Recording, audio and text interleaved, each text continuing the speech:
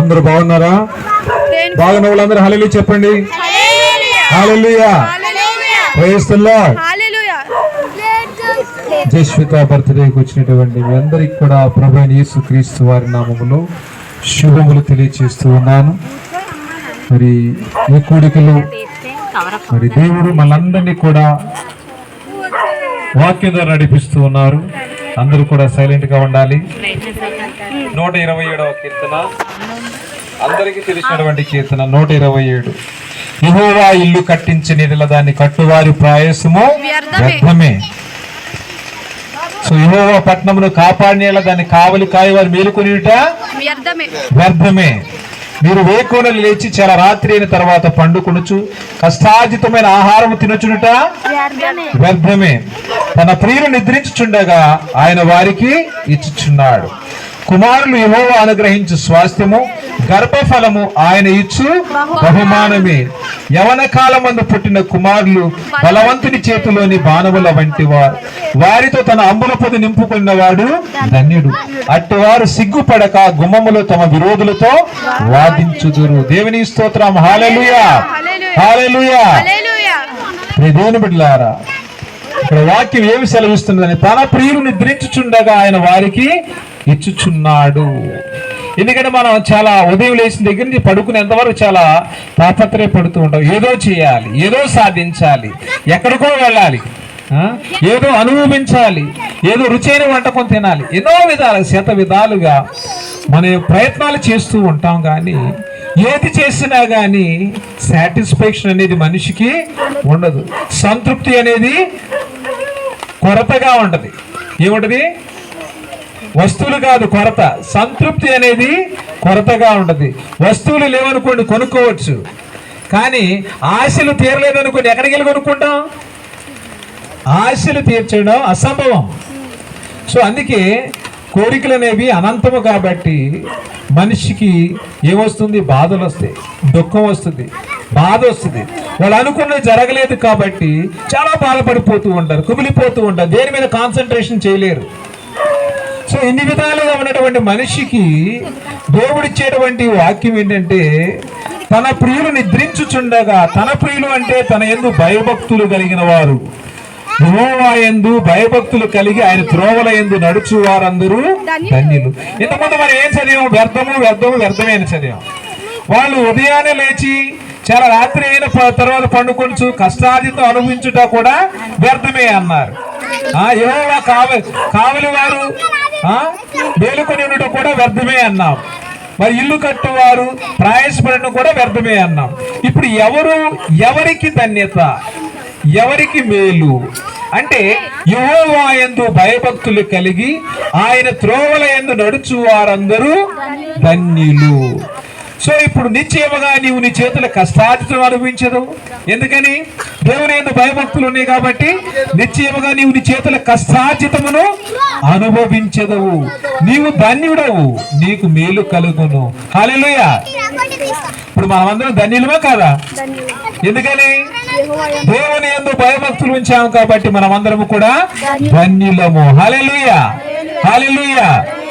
So ఈ విధంగా ప్రియ దేవుని బిడ్డలారా, మరి ఇక్కడ నీవు ధన్యుడవు, నీకు మేలు కలుగును అంటే దేవుని యందు భయభక్తులు ఉంచకపోతే నువ్వు ఏది చేసినా వ్యర్థమే.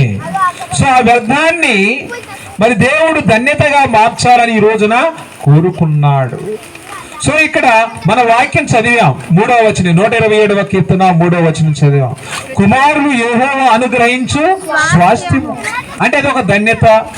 గర్భఫలము ఆయన ఇచ్చు బహుమానము, ఇది ఒక ధన్యత. దేవుని బిడ్డలారా, దేవుడు ఇటు రీతిగా మనల్ని ధన్యులుగా చేస్తూ ఉన్నాడు. ధన్యత కలిగినటువంటి జీవితాన్ని దేవుడు మనకు అనుగ్రహిస్తూ ఉన్నాడు. కాబట్టి ఈ రోజున మనమందరం కూడా తెలుసుకోవాల్సింది ఏంటంటే, ప్రియ సహోదరి సహోదరులారా, నీవు ధన్యుడువా, వ్యర్థమైన వ్యక్తులుగా జీవిస్తున్నావా అంటే నీ యొక్క జీవితంలో నువ్వు అనుకున్నది జరుగుతుందా, జరగటం లేదా? అనుకున్నదే జరుగుతున్నది అంటే నువ్వు ధన్యుడవు. దేవుని స్తోత్రం. హల్లెలూయా. దేవుడు నీ వల్ల గొప్ప కార్యములు జరిగిస్తూ ఉన్నాడు. ఈ రోజున ఒకవేళ నీ జీవితంలో ఏదైనా కొరతగా ఉందంటే ఇంకా నువ్వు నేర్చుకోవాల్సింది, ఇంకా నువ్వు చేయవలసింది చాలా ఉందని అర్థం చేసుకోవాలి. ఇప్పుడు దేవుని బిడ్డలారా, దేవుడు ఈ రోజున నీకు ఒక విషయాన్ని జ్ఞాపకం చేస్తూ ఉన్నాడు. నీ యొక్క స్వశక్తి మీద ఆధారపడ్డావా, అది వ్యర్థం. నీ యొక్క సొంత జ్ఞానం మీద ఆధారపడ్డావా, అది వ్యర్థము. నీ యొక్క శక్తి మీద, బలము చేత, ధనం మీద ఆధారపడి ఏదైనా చేస్తున్నావా, అది వ్యర్థము.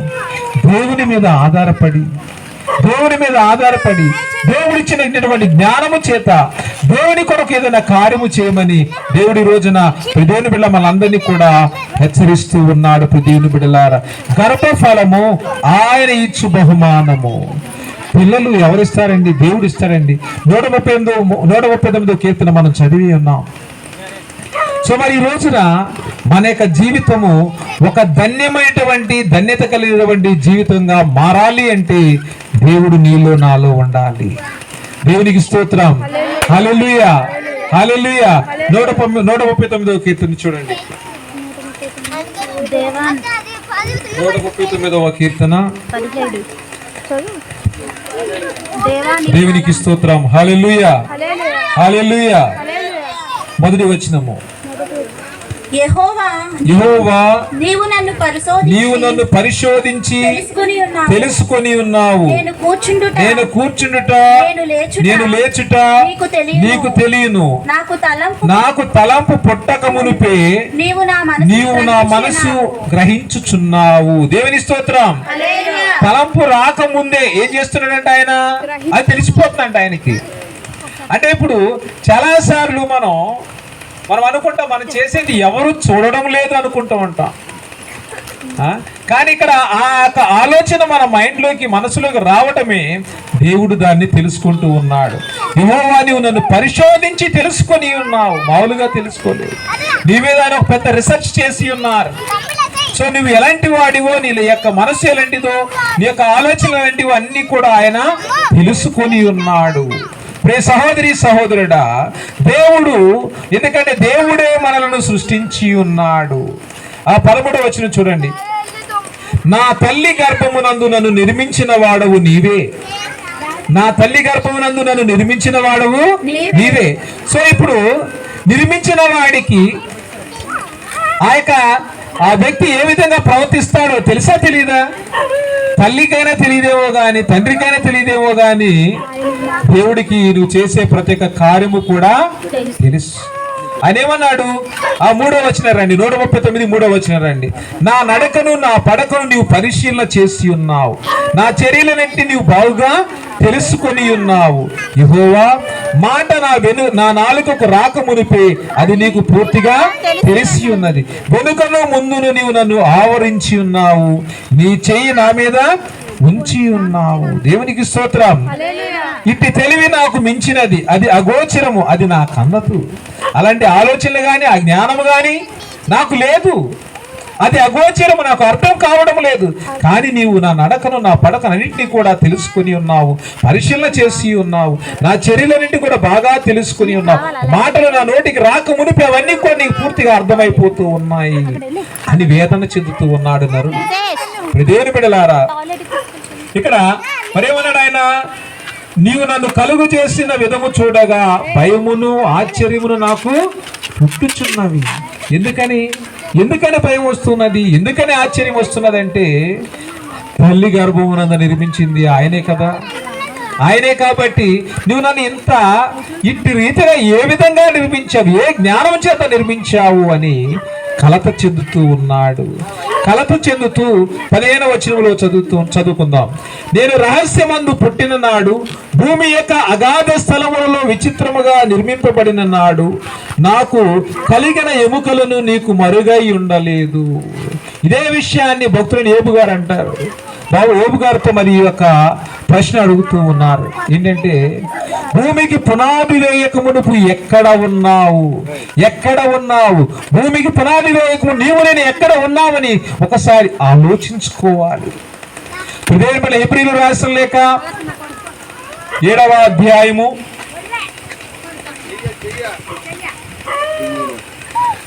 7వ అధ్యాయము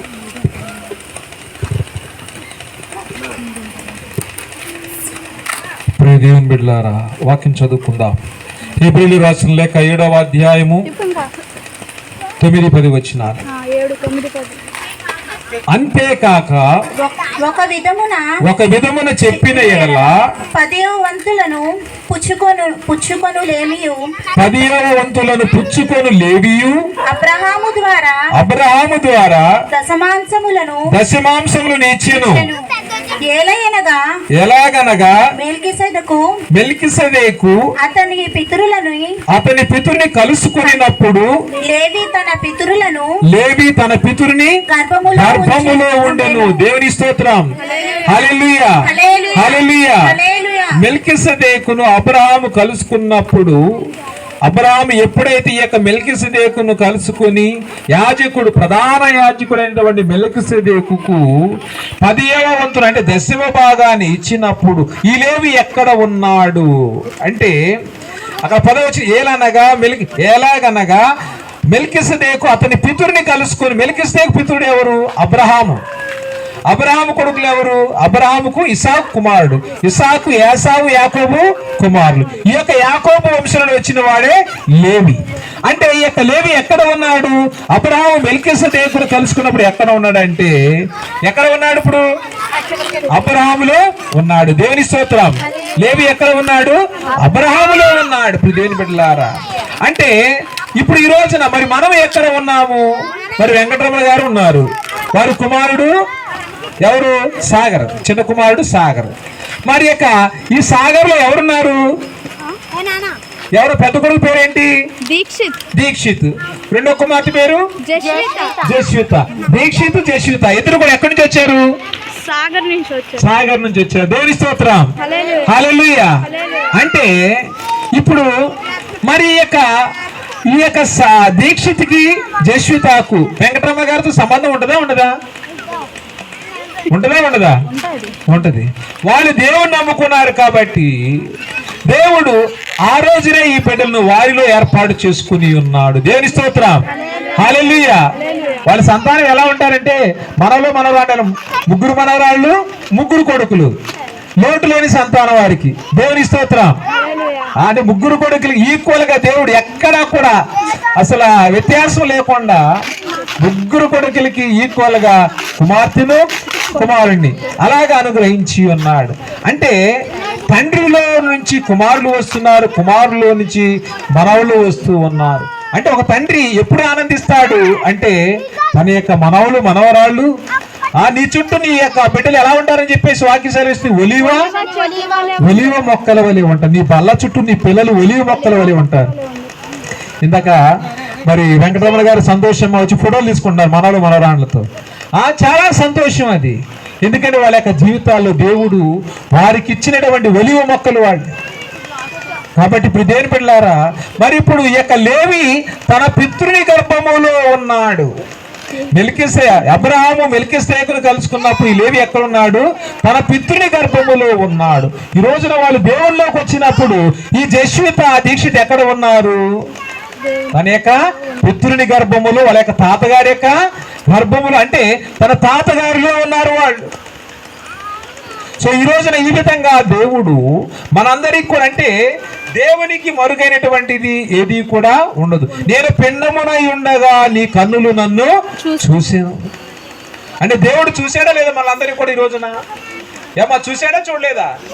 దేవుడు చూశాడు. కాబట్టి ఈ రోజున మనం అందరము కూడా సజీవులుగా ఉన్నాం. ఎందుకంటే డిజైన్ చేస్తున్నప్పుడు దేవుడు చూడలేదనుకోండి, పొరపాటున ఏ కాలు ఏ ముక్కో ఏదో వంకర రావచ్చు. అందుకే ఆయన పర్ఫెక్ట్ గా ఆయన నిన్ను చూస్తూ ఒక అందమైనటువంటి రూపమును నీకు దేవుడు ఇచ్చి ఉన్నాడు. దేవుని స్తోత్రం.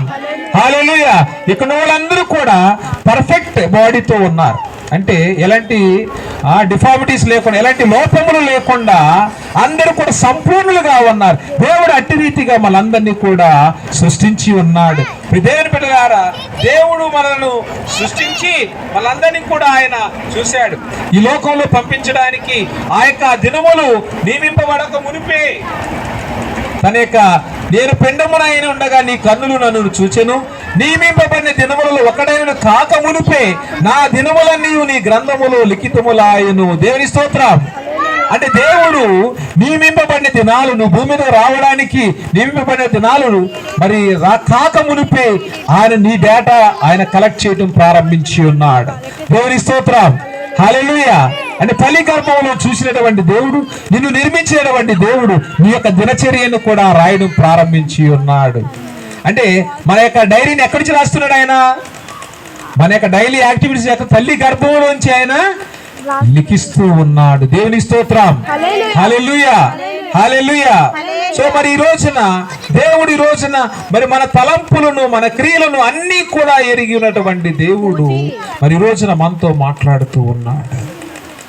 దేని బిడ్డలారా, దేవుని యందు భయభక్తులు కలిగినటువంటి వారు ఎలాగ ఉంటారు?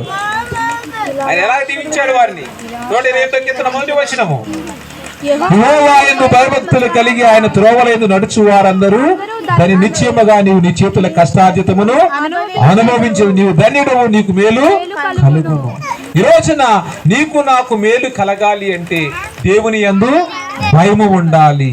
ఏమి ఉండాలి? దేవుని యందు భయము ఉండాలి. దేవుని యందు భయము లేకపోతే మరి ఏలీ కుమారులు లేక మనమందరం కూడా లోకములో లోకానుసారులుగా జీవిస్తాం. ప్రియ దేవుని బిడ్డలారా, మొదటి సమూయేలు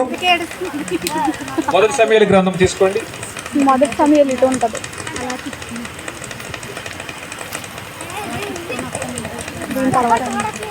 మొదటి సమూయేలు 2వ అధ్యాయము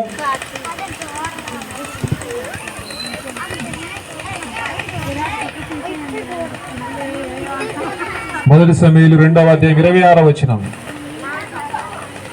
బాలుడగు సమూయేలు ఇంకను ఎదుగుచు యెహోవా దయయందును మనుషుల దయయందును వర్ధిల్లుచుండెను.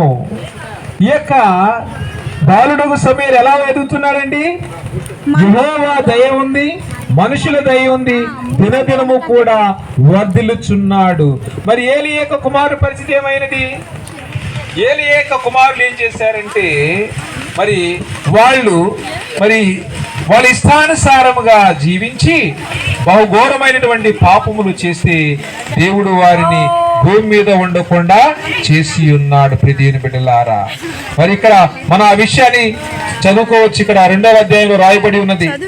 సమయం ఉన్నప్పుడు చదవండి అందరూ కూడా. మరి ఇక్కడ 2వ అధ్యాయం చాలా ప్రాముఖ్యమైనటువంటి విషయాల గురించి మనతో మాట్లాడుతున్నది. ప్రియమైన బిడ్డలారా, మరి ఇక్కడ బాలుడగు సమూయేలు, ఇక్కడ ఏలీ యొక్క కుమారులు చెడ్డ కార్యములు చేశారని దేవుడు చూశాడు, విన్నాడు. ఆ యొక్క 22వ వచనం చూడండి. ఏలీ బహువృద్ధుడాయను, ఇజ్రాయేలులకు తన కుమారుడు చేసిన కార్యములన్నీ వారు ప్రత్యక్ష గుడారం యొక్క ద్వారము దగ్గరకు సేవ చేయటకు వచ్చిన స్త్రీలతో వారు చేసిన చెడు పనులన్నీ కూడా విన్నాడు. ఈ జనుల ముందర మీరు చేసిన చెడ్డ కార్యం నాకు వినబడినవి, ఇలాంటి కార్యములు మీరెందుకు చేసి ఉన్నారు? నా కుమారులారా, ఇలాగూ చేయవద్దు, నాకు వినబడినది మంచిది కాదు. యెహోవా జనులను మీరు అతిక్రమింప చేయుచున్నారు. నరునికి నరుడు తప్పు చేసిన యెడల దేవుడు విమర్శ చేయను గాని, ఎవరైనా యెహోవా విషయంలో పాపం చేసిన వాని కొరకు ఎవడు విజ్ఞాపనము చేయను అనెను.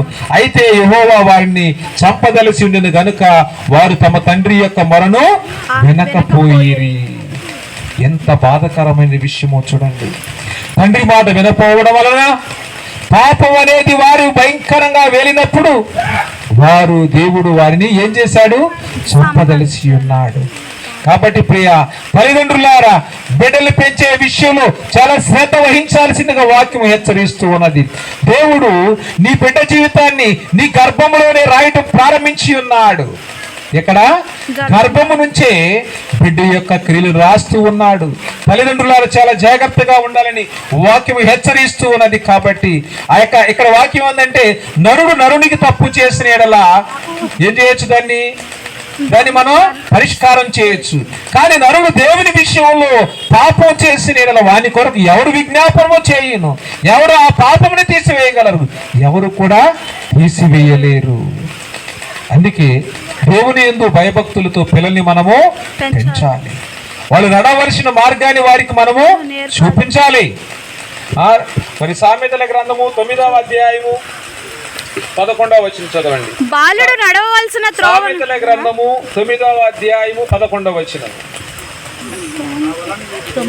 నా వలన నీకు దీర్ఘాయువు కలుగును, నా వలన నీకు దీర్ఘాయువు కలుగును. దేవుని స్తోత్రం, హల్లెలూయా. సంవత్సరములు ఎవరి వలన మనకి దీర్ఘాయువు కలుగుతుంది? యెహోవా వలనే.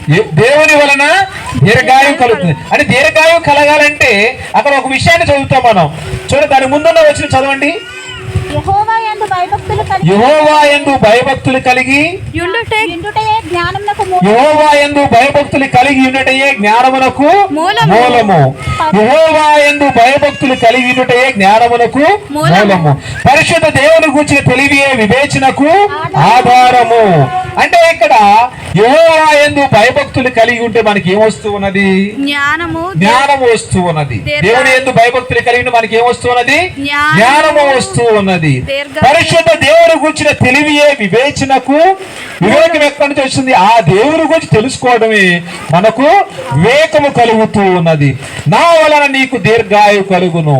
ఇప్పుడు ఏమొస్తున్నది? మనందరికీ కూడా దీర్ఘాయువు వస్తూ ఉన్నది. నీవు జీవించు సంవత్సరములు అధికములగును. దేవునికి స్తోత్రం, హల్లెలూయా. అంటే దేవుని వలన నీకు దీర్ఘాయువు కలుగుతున్నది. నీవు జీవించు సంవత్సరములు అధికములగుతుంది. దేవుని ఎడల భయభక్తులు కలిగిన వారి విషయములో దేవుడు కార్యములు జరిగిస్తూ ఉన్నాడు. అంటే దేవుని ఎడల భయభక్తులు లేకపోతే ఈ కార్యములు జరగడానికి జరగవు, అసాధ్యము. ఇదే వాక్యాన్ని 10వ అధ్యాయం చూడండి. సామెతల గ్రంథం 10వ అధ్యాయం 27వ వచనం. యెహోవా యందు భయభక్తులు కలిగినట దీర్ఘాయువునకు కారణము. భక్తిహీనుల ఆయుష్ తక్కువైపోవును. దేవుని ఎడల భయభక్తులు కలిగి ఉండటం వల్ల ఏమవుతున్నది? మన యొక్క ఆయుష్ రెట్టింపు అవుతున్నది. ఒకవేళ ఇది తగ్గిపోవడం వలన ఏమవుతున్నదంటే మరి ఈ లోకములో మనమందరము కూడా గతించిపోతాం. కాబట్టి దీర్ఘాయువు కావాలంటే దేవుని యొక్క మాటలు వినాలి. దేవుని భయము భక్తి కలిగి జీవించాలి. పిల్లలు కూడా అదే విధంగా మనము నడిపించాలి. ప్రియ దేవుని బిడ్డలారా, దేవుని యొక్క పిల్లలు గర్భంలో ఉన్నప్పుడు మనం దేవునితో చాలా వాగ్దానాలు చేస్తూ ఉంటాం. ప్రభా, ఈ బిడ్డ నీకు సమర్పిస్తాను ప్రభా. వాడు పుట్టిన తర్వాత వాడు కలెక్టర్ అవ్వాలని కోరుకుంటాం, ఇంజనీర్ అవ్వాలని కోరుకుంటాం. పల్లె అయితే ప్రభా ఈ బిడ్డ నీ కొరకు పెంచారు ప్రభా. లేనిపోని మాటలు దేవుడి వాళ్ళు చెప్తా ఉంటారు. గర్భంతో ఉన్నప్పుడు పుట్టిన తర్వాత వీడు కుమార్తె అయితే ఇవి చాలా అందంగా ఉంది, ఈమెను మిస్ యూనివర్స్ చేయాలనుకుంటారు, మిస్ ఇండియా చేయాలనుకుంటారు. కానీ దేవుని కొరకు పెంచాలని ఎవరు కూడా అనుకోరు. పిల్లలు పుట్టేంత వరకు మాట ఒకటి, పిల్లలు పుట్టిన తర్వాత మాట మారిపోతుంది. సో ఆ విధంగా మన మాట మార్చేవారిగా ఉండకూడదు. మనోహాలేగా కుమారుని నాజీరు చేయబడిన ఎవరు? సంసోను నాజీరు చేయబడినవాడు. దేవుని కొరకు మన బిడ్డలు మనము ప్రత్యేకపరచాలి. ప్రియ దేవుని బిడ్డలారా, ఏ వాక్యాన్ని మన కీర్తన గ్రంథంలో చదువుతాం. మా కుమారులు ఎలా ఉన్నారంటే కుమారులు నగరముకై చెక్కినటువంటి మూల కంబములు లాగా మూల స్తంభాలు లాగా. మా కుమార్తెలు నగరముకై చెక్కినటువంటి వాళ్ళు మూల కంబాలు, వీళ్ళు మూల స్తంభాలు లాగా ఉన్నారు. అంటే ఈ విధంగా మా కుమారు నగరకై ఒలివ మొక్కల్లాగా వాళ్ళు ఎదుగుతూ ఉన్నారంట. సో మనమందరం కూడా పిల్లలు పెంచే విషయంలో దేవుని బిడ్డలారా చాలా జాగ్రత్తగా ఉండాలి. ఎందుకంటే పిల్లలు దేవుడు ఇచ్చినటువంటి కుమారులు స్వాస్థ్యం అన్నాము, కుమార్తెలు బహుమానం. వీళ్ళ భయభక్తులు లేకపోతే ఈ రోజుల్లో నేను చూస్తున్నది ఏంటంటే పిల్లలకి ఏ భయము లేదు.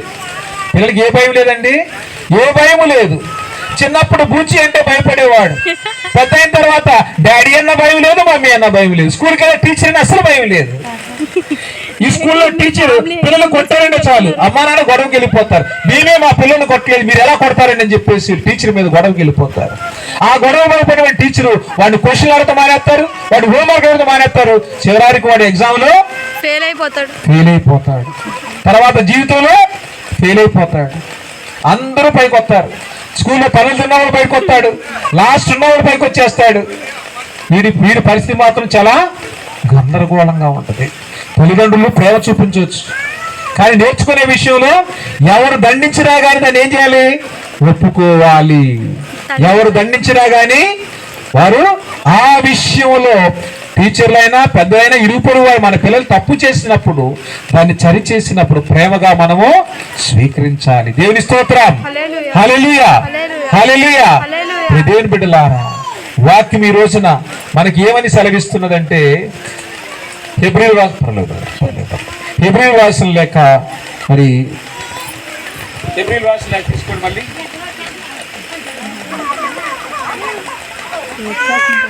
హెబ్రీయులు రాసిన లేఖ 2వ అధ్యాయం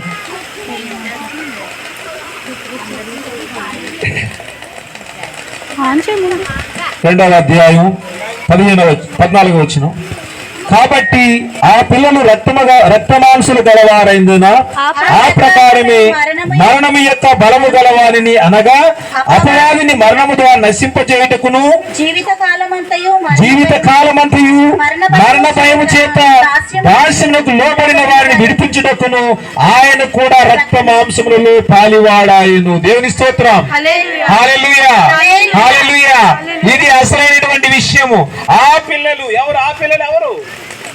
ఆ పిల్లలు ఎవరు? మీ పిల్ల. ఆ పిల్లలు ఎవరు? మనందరివి. దేవుని స్తోత్రం. హల్లెలూయా, హల్లెలూయా. దేవుని పిల్లలారా, బర్త్డే అంటే పిల్లల కోసమే కాదు మెసేజ్. మనమందరం కూడా పిల్లలమే. మనమందరం ఎవరిమి? దేవుని పిల్లలమి. అంతేగాని పెద్దవాడిని మీరు నాకు చెప్పేదని మనం అనుకోవచ్చు. దేవుడి దగ్గర చెప్పలేం. దేవుని యొక్క వాక్యము అందరినీ ఖండిస్తుంది, హెచ్చరిస్తుంది. సమయమందును అసమయమందును మనందరికి కూడా నడిపిస్తూ ఉన్నది. ప్రియ దేవుని బిడ్డలారా, మనందరికీ కూడా ఒక భయం ఉందండి. ఏం భయం అది? ప్రపంచంలో ఒక భయం లేనటువంటి, ఈ భయం లేనటువంటి వ్యక్తి ఎవరు ఉండరు. ఎవరు? ఆ భయం ఏంటి? మరణ భయం, మరణము. దేవునికి స్తోత్రం. హల్లెలూయా, హల్లెలూయా. ఆ పిల్లలు, కాబట్టి ఆ పిల్లలు రక్త మాంసములు గలవారైందున ఆ ప్రకారమే మరణము యొక్క బలము గలవారిని అనగా అపవాదిని మరణము ద్వారా నశింప చేయుటకు దేవుడు భూమి మీదకి ఎవరు పంపించాడు? తన ప్రియ కుమారుని. ఆయన కూడా రక్త మాంసముల్లో పాలివాడాయను.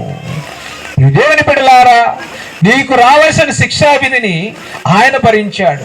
చూడండి, యెషయా గ్రంథము 53వ అధ్యాయం 10వ వచనం చూడండి. యెషయా గ్రంథము 53వ అధ్యాయం 10వ వచనం చదవండి. 53:10. అతని నలుగగొట్టుటకు యెహోవాకు ఇష్టమాయును. ఆయన అతనికి వ్యాధి కలుగజేసెను. అతడు తన్ను తానే అపరాధ పరిహారార్థ బలి చేయగా అతని సంతానము చూచును. అతడు దీర్ఘాయుష్మంతుడగును. యెహోవా ఉద్దేశం అతని వలన సఫలమగును. దేవుని స్తోత్రం. హల్లెలూయా. ఇప్పుడు యేసు ప్రభువారు మనమందరం కూడా రక్త మాంసములు కలిగిన వారమని ఆయన కూడా నీకులాగా నాకులాగా రక్త మాంసములు పుచ్చుకుని భూమి మీద జన్మించాడు. దేవుని స్తోత్రం. ఎవరి కోసం యేసు ప్రభువారు వచ్చారంటే భూమి మీద నశించిపోతున్న దాన్ని వెతికి రక్షించడానికి యేసు ప్రభువారు భూమి మీదకి వచ్చారని. లేకపోతే భూమి మీదకి ఆయన రావాల్సిన అవసరము లేదు. భూమికి పునాది వేయక ముడిపే ఆయన ఉన్నాడు. దేవుని స్తోత్రం. హల్లెలూయా, హల్లెలూయా. మరి ఈ రోజున దేవుడు మరి ఆయన్ను మరి శరీరముతో భూమి మీదకు పంపించి ఉన్నాడు. ఎందుకు పంపించాడంటే మనందరికీ కలిగిన భయాన్ని తీసుకువేయటానికి దేవుడు భూమి మీదకు యేసు ప్రభువారిని పంపించి ఉన్నాడు. 53వ వచనంలో 53కి 10వ వచనం చదివాం మనం. మరి అక్కడ 10వ వచనంలో అతని నలుగగొట్టుటకు యెహోవాకు ఇష్టమాయెను. అంటే దేవుడికి ఏమి ఇష్టమైంది? యేసు ప్రభువారిని మరణానికి అప్పగించడం దేవుడికి ఇష్టమై, తండ్రికి ఇష్టమైంది. ఎందుకొరకు ఆయన శిలువ మీద నిలగొట్టబడాడంటే నీ పాపముల కొరకు నా పాపముల కొరకు ఆయన నలగొట్టబడి ఉన్నాడు. ఆయన వ్యాధి కలిగి ఉన్నాడు. అతనికి వ్యాధి కలుగజేసాను. ఆ వ్యాధి ఏంటంటే మనందరినీ కూడా రక్షించాలి అని ఆ ప్రేమ దాహమే ఆయన్ని మరణానికి అప్పగించి ఉన్నది. ప్రియదేవుని బిడ్డలారా, అతని సంతానము చూచును. ఎవరి సంతానం అంటే దేవుని పిల్లలమైన మనం అందరము కూడా ఆ యొక్క ఏ కుమారుని ఏ విధంగా తండ్రి శిక్షించి ఉన్నాడు మనమందరము చూసి మనమందరం కూడా నేర్చుకుంటామని ఆ మరణం యొక్క భయాన్ని మనము వదిలిపెడతామని చెప్పేసి దేవుడు ఆ కుమారుణ్ణి మరణానికి అప్పగించి ఉన్నాడు. కాబట్టి తన కుమారుడు తమ పిల్లలు రక్త మాంసము గలవారైనందున మరణం యొక్క బలము గలవారిని మరి ఆయన్ని అధిగమించడానికి ఆ మరణం మీద విజయాన్ని సాధించడానికి యేసు ప్రభు వారిని భూమి మీదకు ఆయన పంపించి ఉన్నాడు. దేవుని బిడ్డలారా, మరణం యొక్క బంధకాలను ఆయన తెంచివేసి ఉన్నాడు. దేవుని స్తోత్రం. హల్లెలూయా. హల్లెలూయా. హల్లెలూయా. హల్లెలూయా. హల్లెలూయా. మరి ఈ బర్త్డే మనందరికి కూడా ఒక శుభమైనటువంటి సూచనగా, ఆనవాలుగా, ఒక ఆశ్చర్యమైనటువంటి కార్యముగా నిలుస్తున్నది. కాబట్టి మనమందరం కూడా దేవుని పిల్లలమే. క్రీస్తునందు ఉన్నవారు నూతన సృష్టి. మనమందరం కూడా దేవుని పిల్లలము. కాబట్టి దేవుడు నీతో నాతో మాట్లాడుతూ ఉన్నాడు. దేవుని బిడ్డలారా, మనమందరం కూడా నేర్చుకోవాలి. దేవుని యందు భయభక్తులు కలిగి మనమందరం కూడా మనం జీవించాలి, మన పిల్లల్ని జీవించాలి. సోమరిపోతులని అంటే చెడు ప్రవర్తన నడిచి పిల్లలు పాడు చేసినటువంటి తల్లిదండ్రులు భూమి మీద చాలా మంది ఉన్నారు, చాలా మంది ఉన్నారు. మరి బైబిల్లో కూడా ఉన్నారు. నాబాల్ లాంటి వారు చాలా మంది ఉన్నారు. సో మరి ఇక్కడ మరి పిల్లల్ని జీవితాలు పాడు తల్లులు కూడా ఉన్నారు, తల్లులు కూడా ఉన్నారు. అంటే మనం ఏ కేటగిరీలోకి వస్తాం? తల్లిదండ్రుల కొరకు ఉదయాన్నే లేచి యోబు ఏం చేసేవాడు? పాప పరిహారార్థ బలిని అర్పించేవాడు. యోబు గ్రంథం 1:5 చదువుతాం. అంటే పిల్లల కొరకు ఉదయాన్నే లేచి, ప్రభువా నా పాపను క్షమించు, నా భార్య పాపం, నా పిల్లల పాపాలు క్షమించు అని రోధించేవాడు. పిల్లల కొరకు దహన బలి అర్పించేవాడు. మరి ఈ రోజున ఏ తల్లి అయితే వేకువజామునే లేచి తన పిల్లల కొరకు మొరపెడుతూ ఉందో ఆ పిల్లలు ఆశీర్వదింపబడతారు. దేవుని స్తోత్రం. హల్లెలూయా. ఏ తల్లిదండ్రులు అయితే పిల్లల కొరకు విజ్ఞాపన ప్రార్థన చేస్తూ ఉన్నారు ఆ పిల్లలు ఆశీర్వదించబడతారు. నీ లోగుట నీ భార్య పలచు ద్రాక్షావల్లి వలె ఉండు, నీ బల చుట్టూ నీ పిల్లలు ఒలివ మొక్కల వలె ఉంటారు. నువ్వు భక్తిపరుడు కావాలి, నువ్వు ప్రార్థనా వీరుడు కావాలి. మా ఆవిడ చర్చికి వెళ్ళద్దు, నేను ఇంట్లో ఉంటానంటే కుదరదు. వెళితే కుటుంబంగా వెళ్ళాలి, ఒక్కలు వెళ్ళడానికి కుదరదు. దేవుని బిడ్డలారా, ఎందుకు దేవుడు ఈ విషయాలు జ్ఞాపకం చేస్తున్నాడంటే మనం పెద్దోళ్ళమని పిల్లలు మన ఇష్టానుసారంగా కొడతాం, తిడతాం, అని చేస్తాం. పిల్లవాడికి తెలియదండి, అల్లరి చేస్తారండి, చేయాలండి. వాళ్ళ యొక్క అది ఒక లక్షణం వాళ్ళది. అల్లరి చేస్తున్నప్పుడు ప్రేమగా వాడిని సరిచేస్తే బుద్ధిగా వింటాడండి.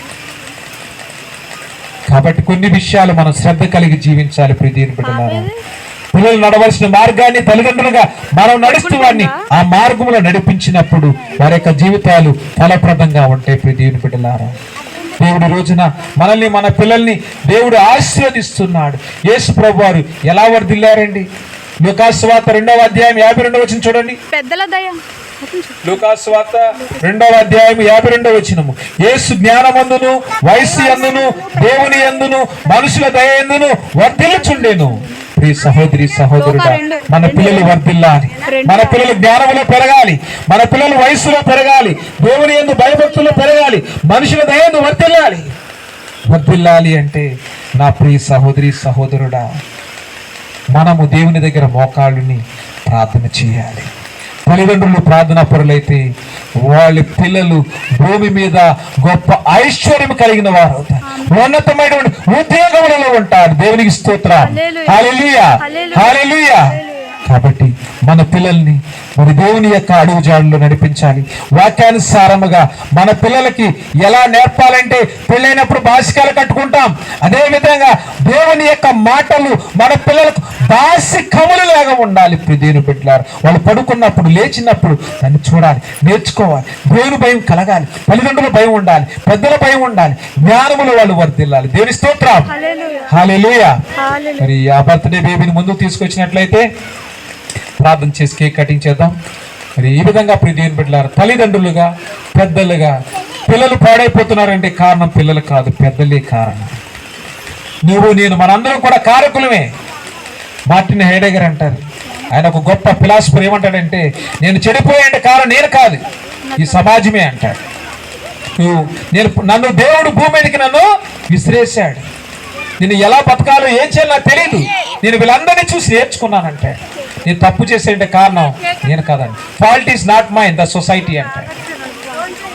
కాబట్టి మా సమాజం మంచిగా ఉంటే పిల్లలు మంచిగా ఉంటారు.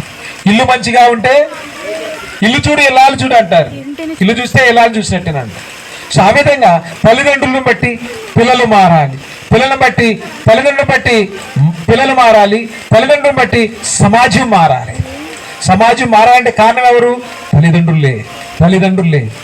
కాబట్టి ఈ రోజున తల్లిదండ్రులుగా మనం మారదాం, మన పిల్లల్ని మార్చుకుందాం. దేవుడి మాటలు దీవించి ఆశ్రయించి కాపాడిన గాక. ఆమేన్. ఆమేన్. దేవుని స్తోత్రం. అమ్మ కేక్ తీసుకొస్తున్నారా?